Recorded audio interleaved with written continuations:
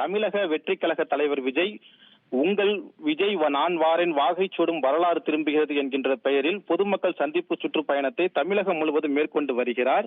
அந்த வகையில் கடந்த வாரம் திருச்சியில் சுற்றுப்பயணத்தை மேற்கொண்டார். இரண்டாம் கட்டமாக நாளை நாகப்பட்டினம் பகுதியில் மேற்கொண்டு அங்கிருந்து திருவாரூரில் சுற்றுப்பயணத்தில் மேற்கொள்ள இருக்கிறார். திருவாரூரில் தெற்கு வீதியில் தமிழக வெற்றி கழக தலைவர் விஜய் பரப்புரை மேற்கொள்ள உள்ளார்.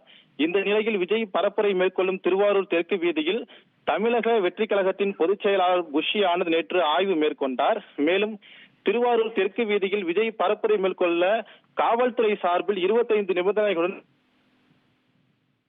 இந்த நிலையில் காவல்துறை நிபந்தனைகளை ஏற்றுக்கொண்டு பிரச்சாரத்திற்கான முன்னேற்பாடு பணிகள் தீவிரமாக நடைபெற்று வருகிறது.